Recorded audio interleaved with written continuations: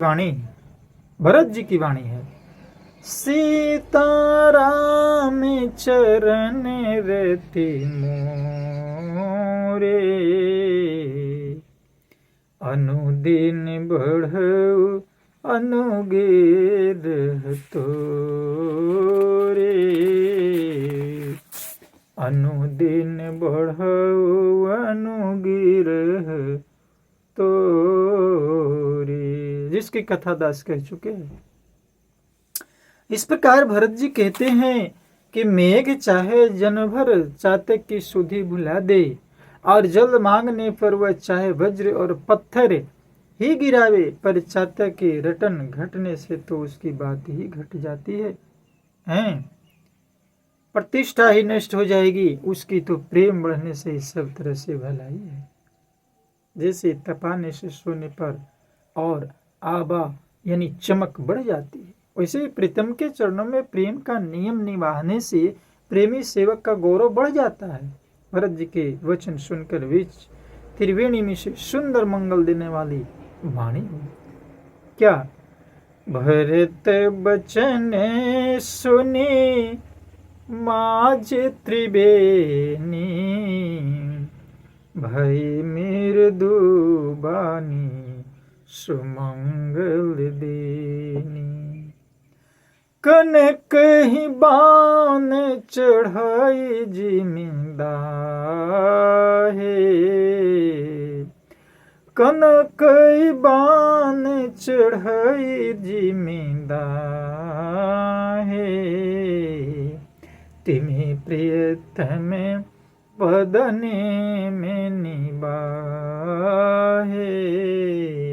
त्रिवेणी से आवाज होती है, हे तात भरत तुम सब प्रकार से साधु, श्री रामचंद्र के चरणों में तुम्हारा था प्रेम है, तुम व्यर्थ ही मन में ग्लानि कर रहे हो, श्री रामचंद्र जी को तुम्हारे समान प्रिय कोई नहीं। इस प्रकार त्रिवेणी से आवाज आती है, तो त्रिवेणी के अनुकूल वचन सुनकर भरत जी शरीर पुलकित हो गया, हृदय में हर्ष छा गया। भरत जी धन्य है कहकर देवता हर्षित होकर फूल बरसाते। इसका प्रमाण श्री रामचरितमानस कहती है, तनु पुल के हर्षो सुने, बेनी बचने अनुकूल, अभरत धन कही धन्य सूर, हर्षित बरस ही फूल।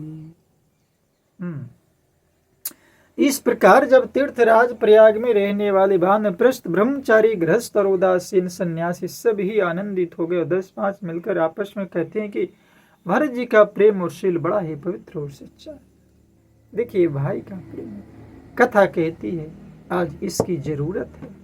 आज जितने भी संसार में जो मन मुटाव और ईर्ष्या द्वेष फैला है भ्रातृत्व की कमी के कारण, और जो ही कहते हैं कि भरत जी के आगमन की सूचना वहां के महान तपस्वी दास पहले भी कहा था कि जिस प्रकार अयोध्या में महान तपस्वी गुरु वशिष्ठ मुनि थे, श्रृंगेरपुर में निषाद राज गुह का साम्राज्य था, उसी प्रकार प्रयागराज के श्रेष्ठ तपस्वी मुनि भरद्वाज मुनि हैं। और आगे बढ़ेंगे हम जब देखेंगे ये चित्रकूट में जहां पर महान तपस्वी अत्रि मुनि। इस प्रकार हम देखते हैं कि धीरे धीरे जहां पर राम जी जाकर डेरा डाले हुए हैं चित्रकूट, वहीं के लिए भरत जी की गाड़ी नंगे पैर वाली जा रही है। त्रिवेणी में संघर्ष की स्थिति उत्पन्न हुई, तो वहां पर भी कहते हैं कि भरद्वाज मुनि आकर के समाधान किया। देखिए संत समाधान करता है, श्री रामचरितमानस समाधान की घड़ा है, इसमें समाधान के सिवाय कुछ नहीं है। हर समस्या का समाधान आपको, हर प्रश्न, देखिए मनुष्य का जीवन का जन्म से लेकर के मृत्यु तक के जितने भी प्रश्न संसार में तमाम मनुष्यों के द्वारा उत्पन्न होता है, उसके सारे का उत्तर किसी न किसी रूप में हमारे श्री रामचरितमानस के 7वें कांड 7वें अध्याय उत्तरकांड में मिल ही जाएगा। आपको लगेगा कि एक चौपाई में कोई समस्या उत्पन्न हो रही है, तो ठीक अगले दूसरे तीसरे आगे किसी न किसी चौपाई में उसका समाधान मिल जाएगा। ये हमारे श्री रामचरितमानस की खासियत है। जीवन के पहलू है, जीवन का रहस्य है, परिवार के पहलू है, परिवार के ये पहिया है, परिवार चलाने की मर्यादा का इसमें संहिता है, नियम है, इसमें तमाम अनुपालनार्थ है, इसमें पात्र जुड़े हुए हैं और साक्षात पार ब्रह्म परमेश्वर की इसमें साक्षात गरिमा उपस्थित है। तो भरद्वाज मुनि आते हैं, वो भी अपना सौभाग्य समझते हैं। भरत जी उनको दंडवत प्रणाम करते हैं, उन्हें अपने गले से लगा लेते हैं। ऋषि बोले, भरत सुनो, सब खबर पा चुके हैं, विधाता के कर्तव्य पथ पर कुछ वश नहीं चलता।